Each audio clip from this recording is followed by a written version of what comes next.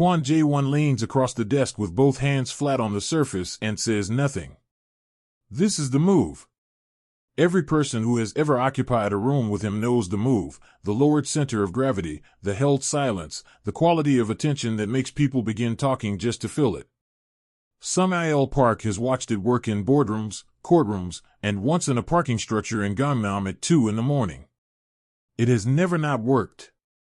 Amara Cole finishes writing her sentence. She turns the page. Writes the next one. Behind Jae-won, near the glass partition where the city drops 43 floors into the soul dusk, 3 women from his detail stand in black and watch. Not her. Him. Waiting for the room to do what rooms do. The room does not do what rooms do. Amara caps her pen. Mr. Kwon. She opens the next folder without looking up. The prosecution is filing a motion to compel by Friday.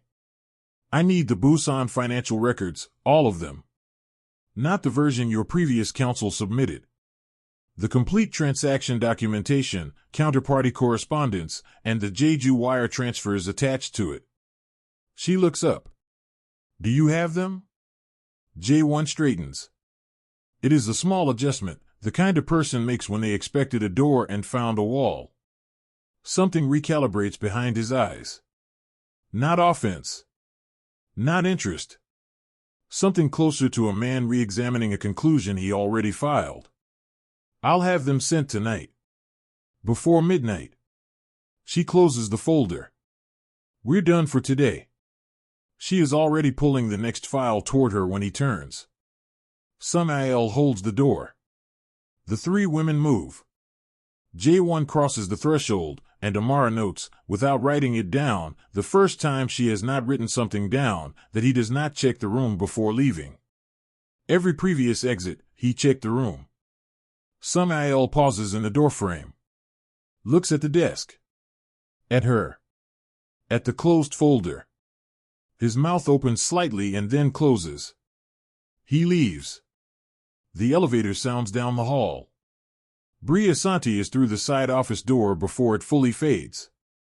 She sets a coffee on the desk and stands with her lips pressed together and her eyes doing significant work. Amara does not look up. Don't. I didn't say anything. You're about to. Bri picks up her bag. At the door she stops. Turns back, which Amara hears in her footstep. Richard got a call this afternoon. Someone inside the Kwon organization asked whether you're the lead attorney on the trial. A pause waited with precision. Not whether Hargrove and Associates is handling it. Whether you, specifically, are the lead. The pen goes still. He wants to see you in the morning. Bree's hand finds the doorframe. He also mentioned your billing hours on this case are running 4 times standard. It's a complex case. Bree looks at her. Something in it she doesn't say. Yeah. She goes. Amara opens her legal pad to the last page she was writing. Reads it. Reads it again. The notes are not about the Busan transaction. The Busan records arrive at 11:47 p.m. She goes through them at the long table with the city reduced below her to light in geometry, coffee cold at her elbow, the kind of quiet in the building that means she is the last one on the floor. The transaction structure is wrong, not wrong the way the prosecution claims, not inflated through Jae-won's design, but wrong in the opposite direction. Someone provided false testimony to manufacture the inflation. The prosecution's strongest witness is not what they believe they have. This is a locked argument. This is a door with the key already in it. She opens her legal pad to record the finding. Writes 3 lines. Precise, useful, correctly formatted for eventual filing. Then writes, 4 lines below in the same hand, why does he look out the window when he answers questions about his family? She stops writing. Below it, without any memory of putting it there, how long has he been doing this alone? Does he know that he shows it? She reads both lines twice. Tears the page out. Folds it. Sets it to the left of the legal pad rather than the bin 3 feet to her right. Opens a new page. Writes only about the Busan records until the city below begins to lighten at the edges. Richard Holt's office has a slightly smaller view than hers, and he made his peace with this 11 years ago when he made the hire. He sits with his hands folded on the desk in the particular way that means he has rehearsed what comes next into something that sounds like neutrality. The trial is in 19 days. I know. Someone at Beck and Partners told a mutual contact that you've taken a personal interest in this case. He does not point at her. That is the version to be more careful about than the pointed one. I'm not asking whether it's true. It's a rumor. Amara. Her name in the register that has 11 years behind it. You are the most controlled attorney I have worked with. I don't say that to many people, and I don't say it lightly. He unfolds his hands. Refolds them. If that's changing. It isn't. The silence after this takes longer to close than either of them intends. The city fills the window behind him, specific and uninvolved. 19 days, he says. Get him acquitted. Then close the file. A pause. Completely. She nods. Walks out. In the elevator, she takes the folded page from her jacket pocket. Looks at what she wrote. The elevator reaches the lobby. She folds the page again and does not take it out a second time. The building on Tehran RO where the Kwon organization's legal affairs are formally registered has marble floors worn smooth in the center of each corridor and ceilings high enough that sound takes a moment to return. Staff move through it at the pace of people who understand consequence in a practical rather than theoretical way. Amara arrives from Gimpo alone, bag over one shoulder, schedule accounting for every hour of the Seoul trip. Jae-won is in the hallway before the conference rooms. Not at a desk. Not flanked. His jacket is open and his phone is in his hand, and he is simply standing, which she has not seen him do before, standing without positioning, without the architecture of a man holding a room. He puts the phone away when she comes through the glass doors. You came alone, he says. I don't need support staff to take a deposition. I know. A beat that runs a half-second past its natural end. I meant, you came alone. She walks past him toward the conference room. The deposition runs 4 hours and 12 minutes. She makes no errors. He answers every question she asks and none of the questions she doesn't, which is the behavior of someone who has spent years developing precise knowledge of where lines are.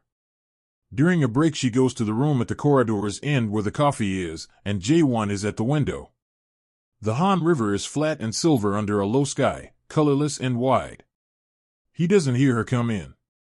She watches him for 3 seconds. The exact count before it stops being involuntary. Then, we resume in 10 minutes. He turns. Whatever was on his face takes a quarter second to clear. She has seen that interval before. She knows the specific effort it represents because she has performed it herself, in smaller rooms, in mirrors, for years.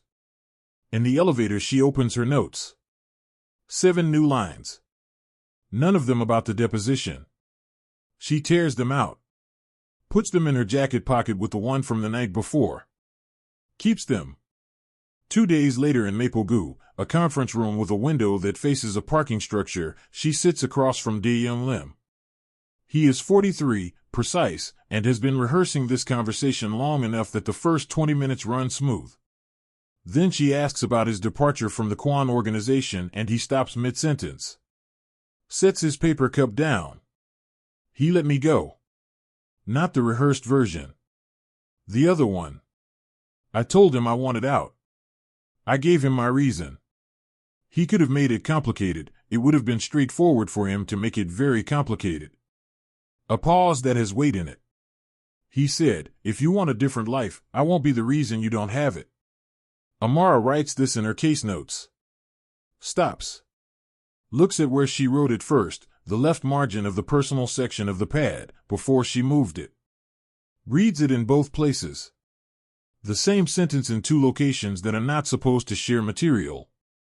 The prosecution's strongest witness is lying to inflate the Busan transaction. Jae-won has not mentioned this witness once across 6 weeks of sessions. Has not asked her to flag it, leverage it, or use it as a counter. The math has two explanations: he doesn't know, or he is absorbing false testimony at his own legal cost to protect whoever that witness is shielding. She asks him directly at their next session. Sets her pen down on the table first. Flat. Deliberate. He takes the full measure of the question and the pen and answers. Some things cost more to fight than to absorb. That's not a legal strategy. No, he says. It isn't. He looks at the window. The Seoul skyline is gray and specific behind the glass. She does not write anything. For the first time in 6 weeks, a session ends with a page in her pad that has blank space at the bottom. She reads the blank space on the flight back. Keeps reading it. Her mother calls on a Tuesday. Her mother always calls on a Tuesday.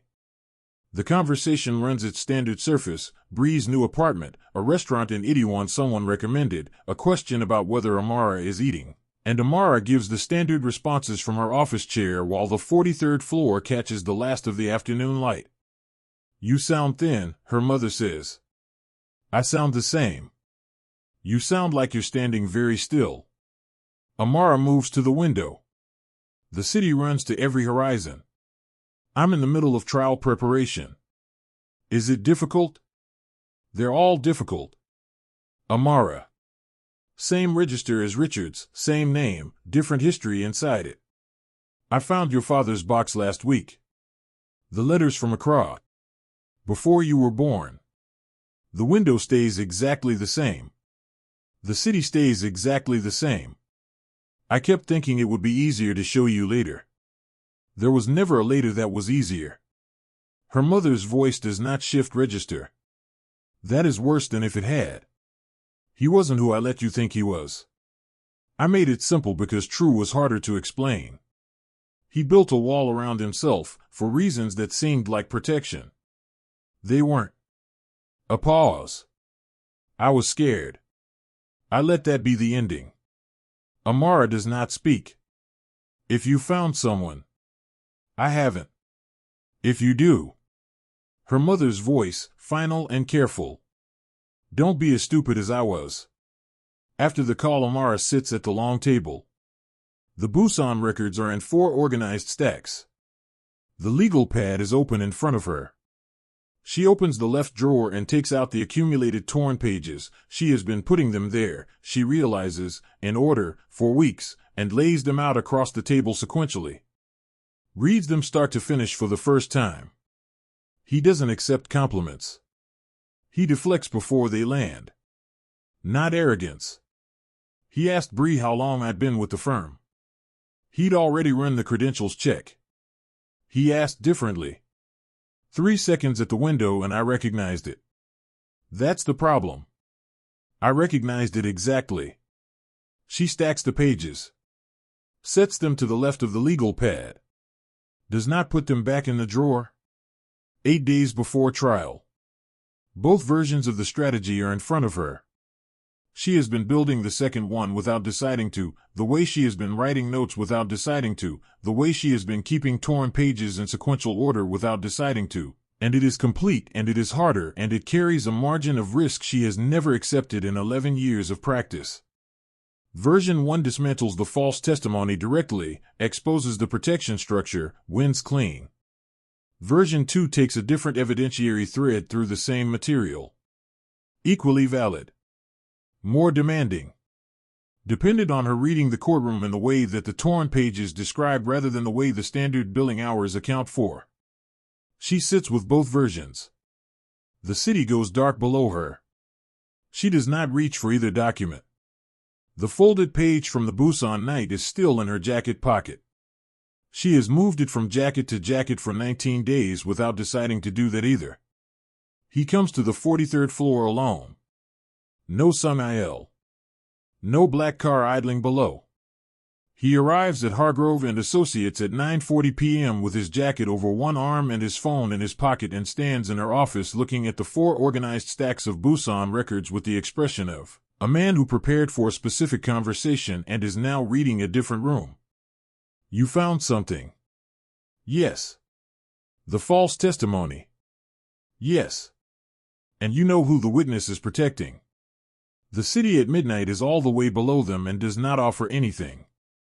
Yes, she says. Then you know using it exposes someone who cannot protect themselves. His voice does not rise. Does not apply pressure. He places the statement in front of her the way she has placed evidence in front of juries, complete, self-contained, requiring no assistance. Someone who came to me because there was nowhere else to go. Winning your case is what you hired me to do. I hired you because you are the best attorney in this city. A pause with something inside it, considered, then said anyway. That is not the same as winning at any cost. You know the difference. She looks at him. The version of herself that has been keeping torn pages in sequential order looks at him. The version that can win in 9 days is the one that speaks. You should leave. I need to work. He picks up his jacket from the chair back. At the door he stops. 3 seconds. Then, Miss Cole. Very quiet. You are a different lawyer than you were 6 weeks ago. She says nothing. So am I a different client? He opens the door. Do with that whatever you need to. The door closes. She stands in the center of the office. Does not sit down for a long time. The files are on the table. The torn pages are stacked to the left of the legal pad. The city does not move. She does not move either. Not for a long time. By 4 a.m. both strategy versions are still on the table and she has read through each of them twice with a precision that costs something to maintain. Version 1 is a machine. She takes apart the false testimony in 40 minutes of cross-examination and the jury moves and the person the witness is shielding loses their cover and the case closes clean. Richard Holt looks satisfied. She files the billing hours. Closes the file. Completely, in the way he meant when he said it. Version 2 requires her to stand in a courtroom in Seoul as the person the torn pages describe. It carries risk she has never absorbed. It protects the person the witness is shielding.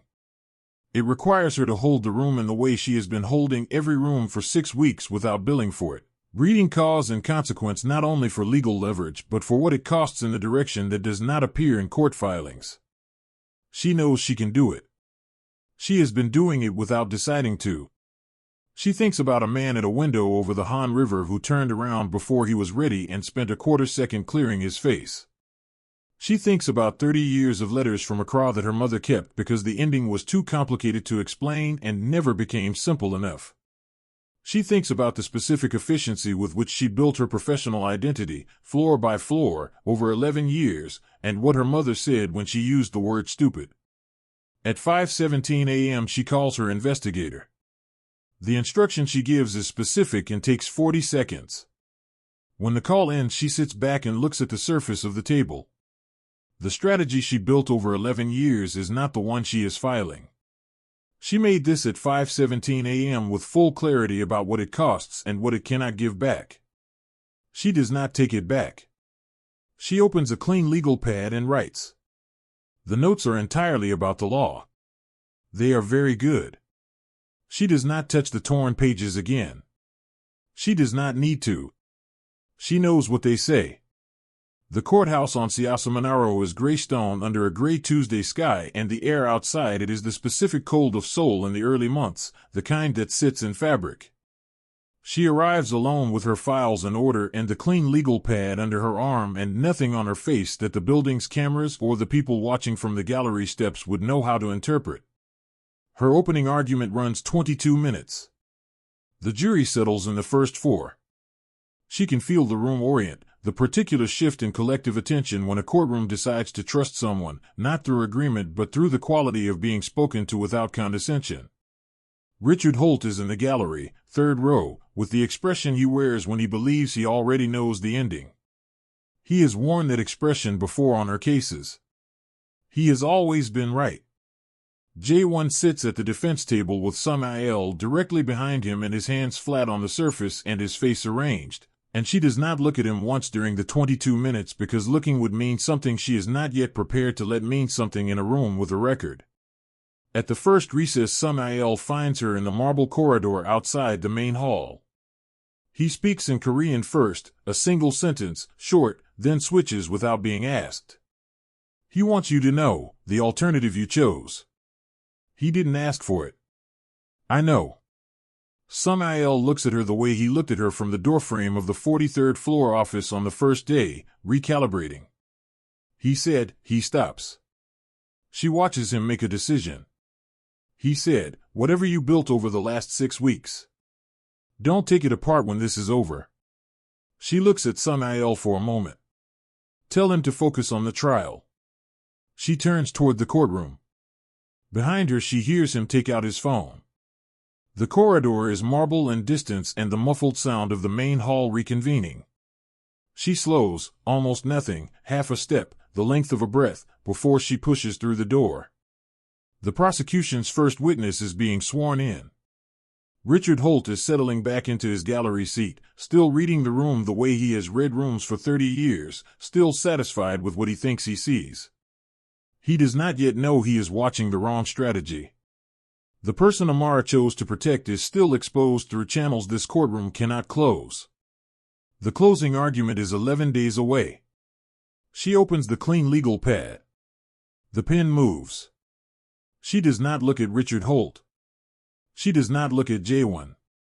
She looks at the witness with his right hand raised and his left hand flat on the Bible and his eyes moving around the room in the particular way of someone managing several versions of a story simultaneously. She knows that look. She has been managing several versions of a story simultaneously for 6 weeks. The difference is she knows which one she is filing. Cross-examination of the prosecution's key witness runs 53 minutes. Amara takes the false testimony apart through the alternative thread, not the obvious route, the harder one, the one that leaves the protected party's cover intact while still dismantling the structural lie underneath. The witness contradicts himself 4 times on the record. The prosecution's lead counsel objects twice, both on grounds she anticipated at 5:17 a.m. and addressed in writing before sunrise. The jury watches her the way juries watch someone who knows where she is going and has already been there. By the end of the 53 minutes, the courtroom has a different weight than it had at the start of the morning. Not dramatic. Just settled, the way a room settles when the floor plan becomes clear. During the afternoon recess, Richard Holt finds her in the corridor. He does not have his satisfied expression. He has the expression of a man who has spent 11 years learning to read a particular person and has encountered a page he does not recognize. That wasn't the thread we discussed. It's a stronger thread. It's a riskier thread. His voice stays level, which costs him something. And it leaves the prosecution's corroborating evidence intact in a way the direct approach wouldn't have.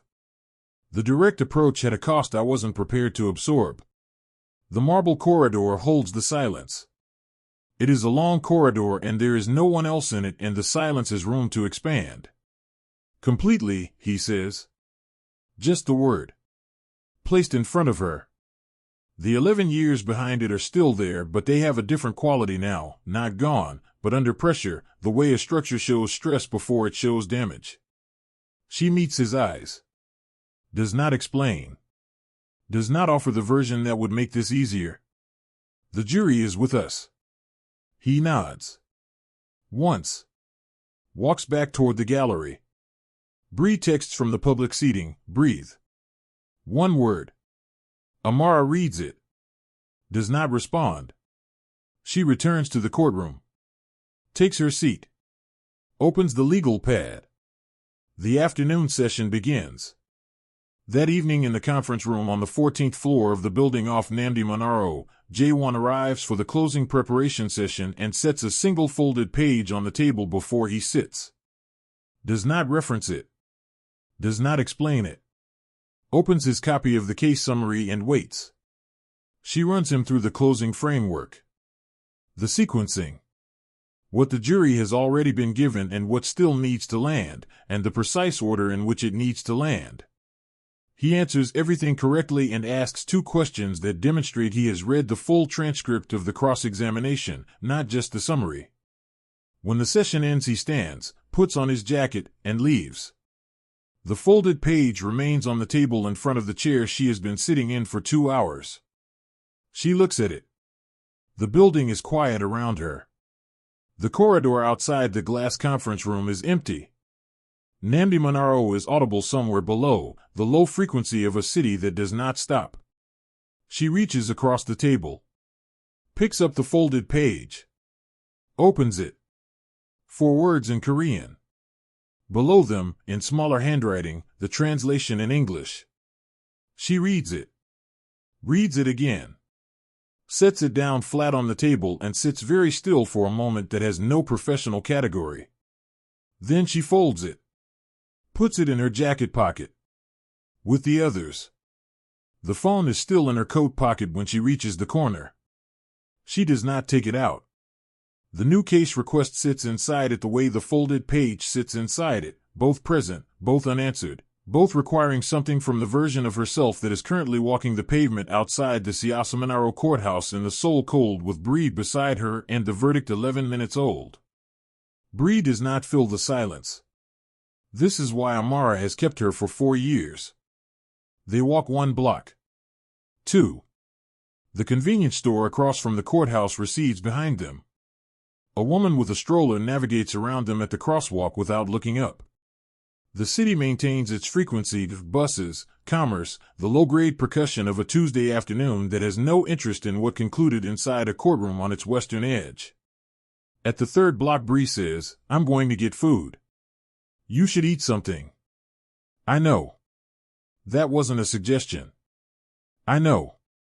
Bree peels off at the next corner. Amara keeps walking. She does not have a destination and she knows this about herself and walks anyway, because the alternative is standing still in a city that does not stop, and she has been standing still in various configurations for 6 weeks and she is not yet ready to do it again. The hotel is 12 minutes from the courthouse on foot. She chose it for that reason: proximity to Siasamanaro, late checkout, a desk by the window large enough to spread 4 stacks of documents across. She has been in this room for 11 days. Tonight she leaves it. She sets the briefcase on the desk. Takes off her coat. Lays it over the chair back. The folded page is in the coat pocket. She does not take it out. She sits at the desk and opens her laptop and pulls up Richard Holt's number and looks at it for a moment. The window beside her shows the Seoul skyline going dark at its edges, the city's lights beginning their nightly arithmetic. She has sat at windows in this city for 6 weeks and looked at variations of this view and written things she did not intend to write, and the view has never offered any of it back. She calls Richard.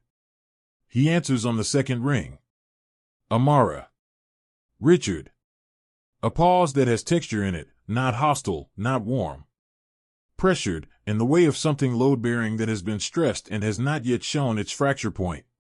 The verdict was right, he says. The thread you used got there. Yes. It wasn't the thread we approved. No. Another pause. Longer.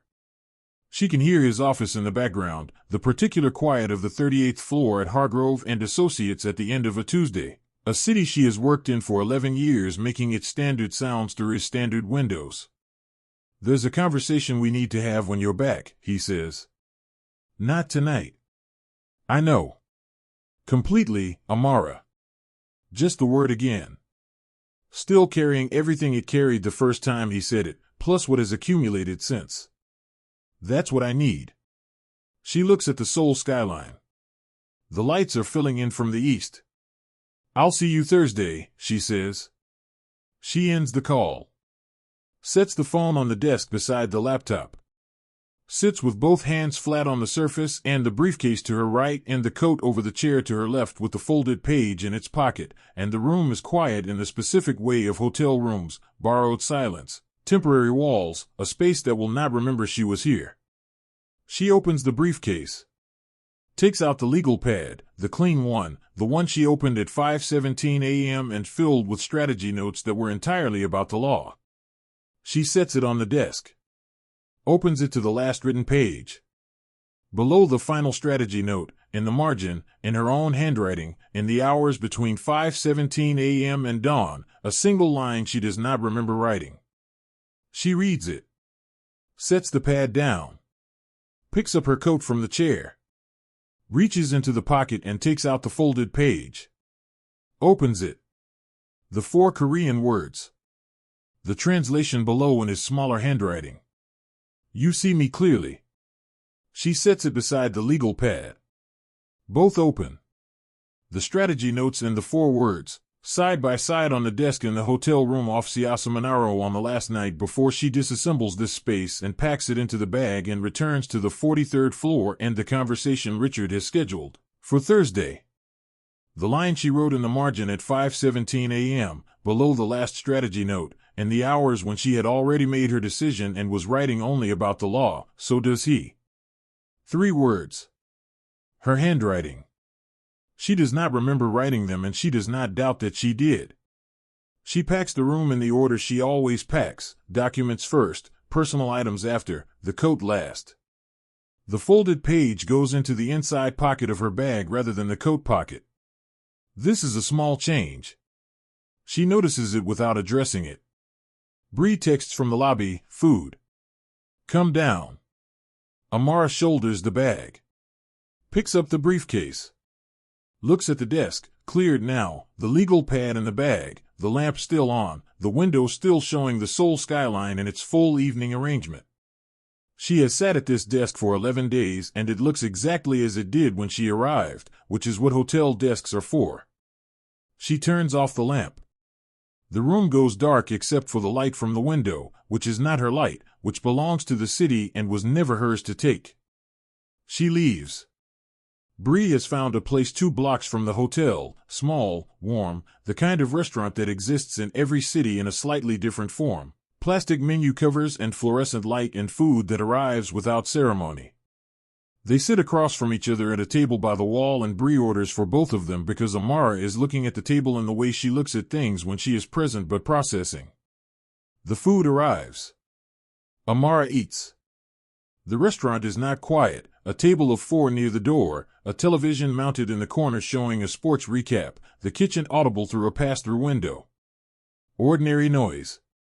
The kind that asks nothing. Halfway through the meal Bree says, the new case request. Amara sets down her chopsticks. You don't have to answer it tonight, Bree says. Or this week. Or. I know. Bree is quiet. Eats. Gives it the space it needs. The television in the corner switches from the sports recap to a weather segment. A woman points at a map of the Korean peninsula. Rain moving in from the west, she says. 2 days. Amara picks up her chopsticks. Finishes her food. Drinks her water. The restaurant continues at its standard frequency around her. What did Richard say? Bree asks. Thursday. Bree nods slowly. And the completely. Still standing.